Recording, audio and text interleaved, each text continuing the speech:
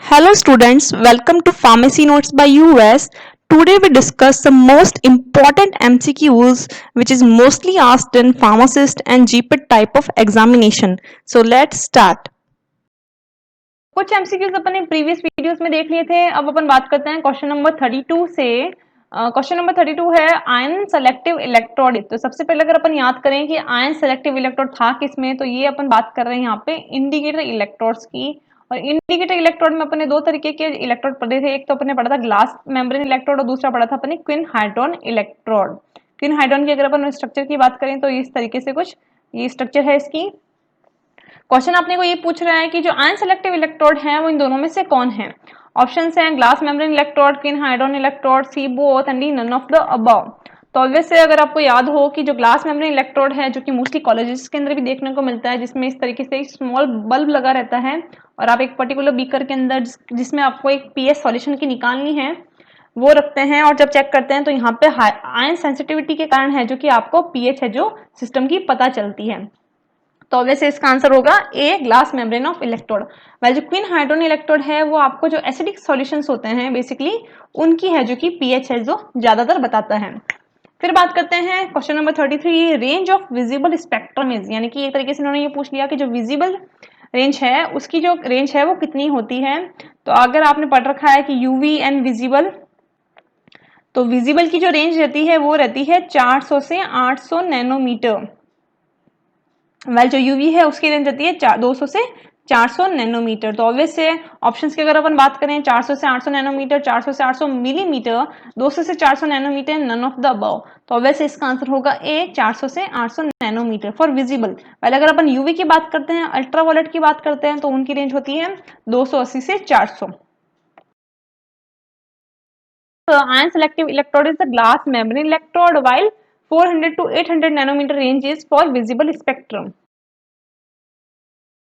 Question number 34 is in VIBGYOR the highest wavelength as a colour is, यानी कि जो VIBGYOR है यानी कि violet, blue, green, yellow, orange and red, उसके द हाईएस्ट वेवलेंथ किसकी है। तो अगर आपको याद है मैंने आपको एक रेंज के अंदर बताया था कि भाई 400 से 800 तक की ऐसी रेंज है जो कि अपन देख सकते हैं। और 400 पे था ब्लू वॉयलेट एंड जो 800 था उसके ऊपर था रेड, यानी कि वेवलेंथ है जो इंक्रीजिंग ऑर्डर में जा रहा था। और वहां पे ये बताया था कि जो हाईएस्ट वेवलेंथ है एक तरीके से अपन उसको दूर से भी दे सकते हैं, यानी कि जो ट्रैफिक लाइट है बेसिकली उसके अंदर जो आपको रेड लाइट दिखती है वो उसका मेन रीजन यही रहता है कि जो पर्सन आ रहा है काफी दूर से उसको हाईएस्ट वेवलेंथ के चक्कर में वो दूर से ही दिख जाए। तो अगर अपन इस रेंज की बात करें तो this is in increasing order of wavelength. तो ऑब्वियस है जो रेड है उसकी हाईएस्ट वेवलेंथ रहती है। तो answer is a red. While अगर अपन बात करें if spectra sample colour red then for this absorb light colour is, यानी कि जो सैंपल कलर है अगर लाल कलर का दिखता है तो वो कौन सी लाइट है जो कि एब्जॉर्ब करता होगा। तो ये मैंने आपको कलरोमेट्री के अंदर बताया था कि जो सब्सटेंस हैं जो दिखते हैं वो तो उनकी रिफ्लेक्टेड लाइट होती है। जैसे कि मैंने आपको एग्जांपल दिया था वहां पे बनाना का, कि बनाना अगर आपको येलो दिख रहा है तो ये उसकी रिफ्लेक्टेड लाइट है, बट वो एब्जॉर्ब को दूसरी कलर कर रहा होगा अपने आप को येलो दिखाने के लिए। तो ये कह रहा है कि कोई सैंपल है जो रेड है, सपोज कि आपका ब्लड है, तो ब्लड अगर रेड कलर का दिख रहा है तो वो एब्जॉर्ब कौन सी लाइट कर रहा होगा। तो ऑब्वियसली वो रेड तो होगी नहीं, वो कोई दूसरी कलर होगी एकदम ऑपोजिट में। ऑप्शन हैं green, yellow, red and orange. तो जो रेड कलर है अगर अपने को रेड कोई सैंपल दिख रहा है तो वो एक एब्जॉर्ब करेगा कलर, वो होगा ग्रीन। तो राइट आंसर इज ए।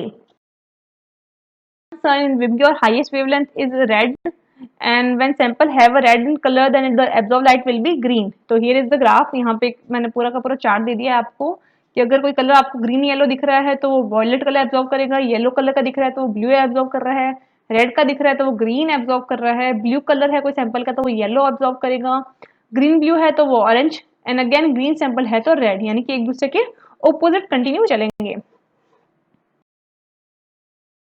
करते हैं अपन which light source use in colorimetry instrument, यानी कि कॉलरीमेट्री इंस्ट्रूमेंट की अगर अपन बात करें तो कॉलरीमेट्री इंस्ट्रूमेंट कैसा था कि सबसे पहले आपका जो बल्ब है वो आपने रखा, उसके बाद आपने एक स्लिट रखी, फिर आपने मोनोक्रोमेटर रखा, फिर आपने एक सैंपल रखा, सैंपल के बाद जो डिटेक्टर है उसने आपको रीडिंग बता दी कितनी पर्टिकुलर कंसंट्रेशन आपके सैंपल के अंदर है, जिससे आपने सिस्टम की जो कंसंट्रेशन है या पीएच है वो डिटेक्ट कर ली।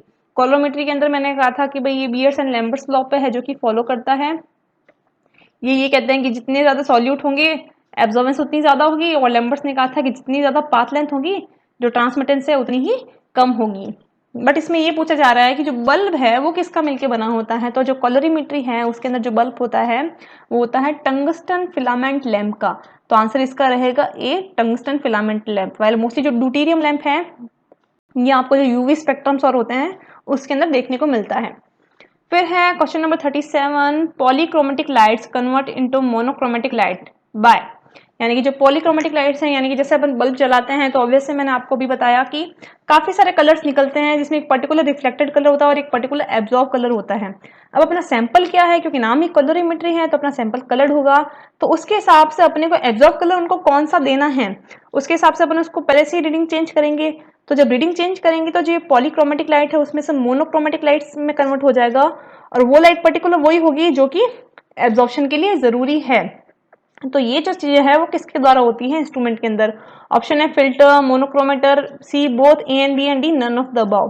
तो ऑब्वियसली जो फिल्टर है या फिर मोनोक्रोमेटर है जो यहाँ पे लगा रहता है वो ये काम करता है कि यानी कि जो पॉलीक्रोमेटिक लाइट्स हैं उनको मोनोक्रोमेटिक लाइट्स में कन्वर्ट करके सिस्टम के अंदर एक तरीके से एक्यूरेसी को इंक्रीज करता है। तो answer is C both. Answer, tungsten filament lamp used in a colorimeter instrument as a source of light, and filter and monochromator are used to convert the polychromatic light into monochromatic light. Next question is which drug require acidic medium to act, यानी कि options दे रखे हैं आपको काफी सारे drugs की और इनमें से कौन सी ड्रग है जिसको एसिडिक मीडियम चाहिए एक्ट करने के लिए। तो अगर सबसे पहले अगर अपन बात करेंगे ऐसी कौन सी ड्रग्स हैं जिनको एसिडिक मीडियम चाहिए, तो ये चीज मैंने आपको बता रखी है कि लाइक डिजोल्व लाइक वाली बात है कि एसिडिक ड्रग्स होंगी तो वो एसिडिक मीडियम में ही डिजोल्व होंगी। ऑप्शंस की अगर अपन बात करें mandelic acid, benzoic acid, salicylic acid, सारी की सारी है जो कि एसिडिक नेचर है। मेंडेलिक एसिड है जो कि एक्ने जो इन्फ्लेमेशन होती हैं उनको रिड्यूस करती हैं। Salicylic acid is a non steroidal anti inflammatory, ये भी पेन किलर के रूप में अपन यूज करते हैं। बेंजोइक एसिड प्रिजर्वेटिव के रूप में भी अपन यूज करते हैं। तो सारी के सारे ड्रग्स एसिडिक नेचर हैं तो इनको अपने बॉडी के अंदर भी एसिडिक मीडियम ही चाहिए डिजोल्व होने के लिए या फिर एक्ट करने के लिए। तो आंसर होगा इसका D, all of the above. Question number 39 is at which pH sodium benzoate shows maximum solubility। Sodium benzoate की बात करें तो again it is a preservative, एक कौन सी पीएच पे है जो अपनी मैक्सिमम सॉल्युबिलिटी दिखाता है। तो अगर आपको याद हो मैंने एप्लीकेशन ऑफ पीएच में आपको बताया था कि एक पर्टिकुलर पीएच पे जो ड्रग है वो अपनी हाईएस्ट सॉल्युबिलिटी शो करती है, इसलिए अपन पीएच को डिटेक्ट करते हैं ताकि अपने को ये पता चले कि अगर अपन को कोई सॉल्यूशन बनाना है तो उसमें ज्यादा से ज्यादा अपन एपीआई है वो कितना डाल सकते हैं। तो जो सोडियम बेंजोएट है उसके लिए पूछा जा रहा है कि ऐसी कौन सी पीएच है जिसपे अपन ज्यादा से ज्यादा इसको ऐड कर सकते हैं। तो ऑप्शन है 7 pH, 4, 2.3 and none of the above. तो जो सोडियम बेंजोएट है उसकी हाईएस्ट कंसंट्रेशन यानी कि 4%, यानी कि 4 ग्राम तक आप डिजोल्व कर सकते हो सोयाबीन में अगर आप उसको 7 pH पे मेंटेन करके रखो तो आंसर इसका रहेगा ए। वेल 2.3 पे या जो एसिडिक मीडियम है उसकी जो कंसंट्रेशन है 0.2 से 0.3 तक ही डिजोल्व हो पाती है। Answer, all are the example which require acidic medium to act and 7 is the pH where sodium benzoate shows maximum solubility. Question number 40 is at which pH morphine will not decompose even at exposed to 100 degree centigrade for 16 minutes। यानी कि again यहाँ पे एक बात की जा रही है कि एक ड्रग है एक पर्टिकुलर पीएच पे वो डिग्रेड हो सकती है और एक पर्टिकुलर पीएच पे वो स्टेबल भी रहेगी। तो वो कौन सी पीएच है जहाँ पे मॉर्फिन है जो कि खराब नहीं होगी चाहे आप उसे 100 डिग्री तक एक्सपोज कर दो 60 मिनट के लिए। मॉर्फिन की अगर बात करें तो again it is a pain killer, severe जो पेन्स होते हैं जैसे बॉन ब्रेक और में वहां पे मॉर्फिन दी जाती है। तो एक से कौन सी पीएच है जहाँ पे ये अब सबसे ज्यादा स्टेबल रहेगी। ऑप्शन है less than pH 5.5, 7, 10 and none of the above. तो पीएच जो 5.5 से कम अगर अपन मॉर्फिन के कोई भी सब्सटेंस को मेंटेन करके रखते हैं तो वो उसका जो एक्सपोजर है या जो कंटामिनेशन है या जो एक्सपोज्ड है वो कम से कम होगा। तो answer is A. Question number 41 is Henderson Hasselbalch equations for acids, यानी कि जो हेंडरसन हेसलबैच इक्वेशन है जब अपन कैलकुलेट करते हैं एसिड्स के लिए तो लास्ट में जो अपने पास रिजल्टेंट इक्वेशन आती है वो क्या आती है। ऑप्शंस हैं pH equal to pK plus log salt upon acid, pH equal to pK plus log salt upon acid upon salt, pH equal to pKa plus salt upon acid and none of the above. तो obviously जब आप उसको calculate करते हो तो आपके पास क्या आता है, यहाँ पे एसिटेट आयंस आते हैं और यहाँ पे आपके पास आता है एसिटिक एसिड। तो ऑब्वियसली इसका आंसर होगा A, pH equal to pKa plus log salt upon acid. The answer at less than pH 5.5 system make stable and pH equals to pKa plus log salt upon acid is the equation for acids as the Henderson-Hasselbalch equation. Question number 42 is Henderson-Hasselbalch equation for basis is, यानी कि जो base के लिए है वो कौन सी equation है। Option की अगर अपन बात करें pH equal to pKa plus log salt upon acid, तो ऑब्वियसली तो एसिड की बात कर रहा है तो ये तो होगी नहीं। दूसरी बात करते हैं POH equal to pKb plus log salt upon base and POH equal to pKb minus log base upon salt. तो अगर आप गौर से देखें equation number B and C लगभग सिमिलर है, बट यहाँ पे जो साइंस है वो वेरी कर दिए हैं, जिस कारण ये चीज है जो कि उलट पलट हो गई है। तो ऑब्वियसली इसका आंसर होगा बोथ बी एंड सी, यानी कि दोनों ही चीजें सही हैं अगर अपन इनके निशान की बात करें तो। Both B and C are the right equation for bases.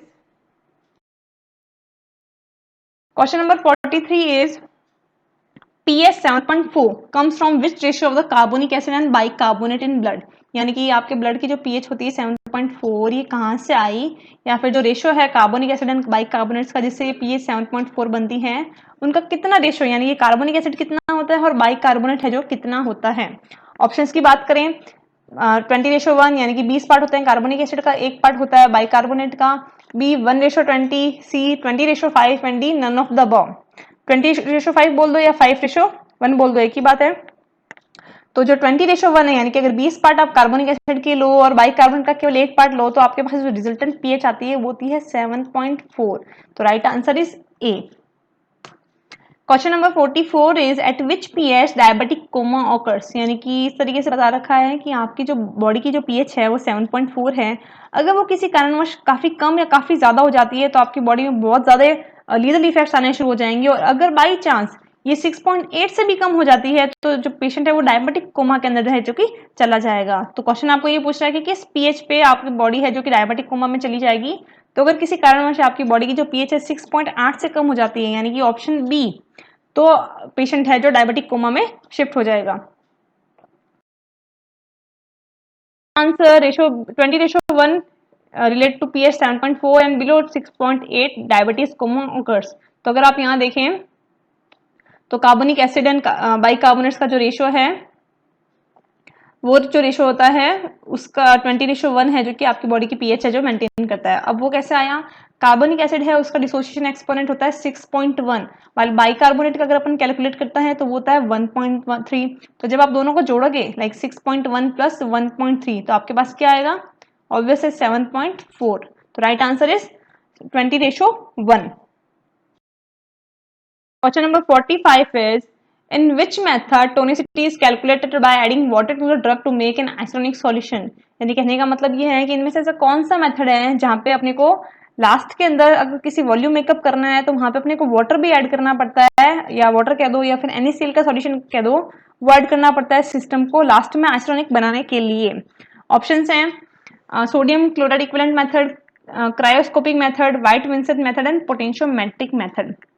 तो ऑब्वियस है जो व्हाइट विंसेंट मेथड है, अगर आपको याद है वहां पे मैंने पढ़ा था क्वेश्चन ये कहता है कि भाई 50 ml आपको ये सॉल्यूशन बनाना है, ये आपकी इतनी कंसंट्रेशन ऑफ ड्रग है, तो आप जब लास्ट में निकालते हो तो ड्रग के हिसाब से तो वो 30 ml तक ही आइसोटोनिक होता है, रिमेनिंग 20 ml है जो आप नॉर्मल पानी या फिर नॉर्मल NaCl का आइसोटोनिक सॉल्यूशन ऐड करते हुए उसकी वॉल्यूम है जो मेकअप करते हो। तो आंसर होगा इसका सी। वेल क्रायोस्कोपिक मेथड की बात करें तो जो फ्रीज पॉइंट मेथड है उसको ही क्रायोस्कोपिक मेथड कहते हैं।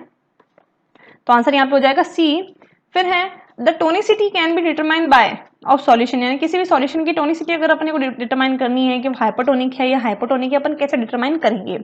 ऑप्शंस हैं पोलरोमेट्री से, हिमेटोलाइटिक से, कॉलिगेटिव मेथड से, या फिर बोथ बी एंड सी। तो ऑब्वियस है अगर अपन बात करें कि भाई हिमोलाइटिक मेथड जिससे आप ये देख सकते हो कि सॉल्यूशन हाइपोटोनिक है या फिर हाइपोटोनिक है। दूसरा आप ये भी देख सकते हो कि कॉलिगेटिव मेथड से कि कितनी कंसंट्रेशन आपको चाहिए किसी भी सॉल्यूशन को आइसोनिक बनाने के लिए। अब कॉलिगेटिव में भी 4 मेथड्स थे, सोडियम क्लोराइड हो गया, फ्रिज वाला हो गया, व्हाइट विंसेंट हो गया एंड मोलर कंसंट्रेशन वाले मेथड्स हो गए। तो ऑब्वियसली इसका आंसर होगा D, both B and C. Answer White Vincent method is used when drug have to make isonic with the help of water, and both hematolytic and colligative method are used to determine the tonicity of that solution. Number 47 is determine the amount of NaCl to make 50 ml of isotonic solution, यानी कि NaCl की कितनी quantity आपको चाहिए जब आपको 50 ml of solution बनाना है isotonic. तो अगर अपने को ये पता है कि भाई 100 ml के लिए कितनी चाहिए, तो अपने को पता है 0.9% चाहिए होती है। तो क्वेश्चन क्या पूछ रहा है, 50 ml के लिए कितनी चाहिए, तो ही we have to divide by 2। Answer आ जाएगा अपने पास 0.45। तो राइट ऑप्शन क्या हो जाएगा, option is C, 0.45 gram of NaCl required to make 50% water isotonic. Question number 48 is the solution having an osmotic pressure greater than that of 0.9 weight by volume NaCl is called, यानी कि कोई solution है उसमें उसकी जो concentration है, जो osmotic pressure है, नॉर्मल जो NaCl है 0.9 उससे ज्यादा है, तो उसे अपन क्या कहेंगे। सपोज कि 2% है तो ऑब्वियसली उसे अपन कहेंगे हाइपरटोनिक सॉल्यूशन। आंसर क्या हो जाएगा, ए। 0.45 gram need to make 50 ml of water isotonic, while hypotonic solutions are known as when the concentration of solution greater than 0.9%. Next question is cryoscopic method for adjusting tonicity and pH comes under, यानी कि जो cryoscopic method है वो कौन सी class के अंदर आता है। तो बेसिकली इन्हें अपन क्लास के हिसाब से भी डिवाइड कर सकते हैं, class 1, class 2, class 3 and class 4। तो जो क्लास 1 है उसके अंदर जो फ्रीजिंग पॉइंट वाला फॉर्मूला था, अगर आपको याद हो 52 माइनस ए अपॉन बी, जिससे अपन फ्रीजिंग पॉइंट से जो अपन टोनिसिटी निकाल रहे थे उससे अपन क्रायोस्कोपिक मेथड भी कहते हैं, which is included in class 1। तो ऑप्शन होगा इसका ए, क्लास 1 मेथड। फिर है the concentration of NaCl in physiological saline is, यानी कि जो NaCl की कंसंट्रेशन है फिजियोलॉजिकल सलाइन के अंदर वो कितनी होती है। तो NaCl के अंदर अपन ने बता रखा है कि ब्लड प्लाज्मा जो कंसंट्रेशन है उसकी जो टोनिसिटी है उसको मैच करता है NaCl 0.9%, और इसका दूसरा नाम ये भी है फिजियोलॉजिकल सलाइन सॉल्यूशन। तो ऑब्वियसली वो भी 0.9% ही होगा। आंसर हो जाएगा इसका ए, 0.9% weight by volume NaCl। The class 1 method is also known as cryoscopic method, and which we included freezing point, and 0.9% NaCl concentration is also known as physiological saline solution or normal saline solution. I hope you understand and enjoy the video. Please like, share and subscribe. Thank you.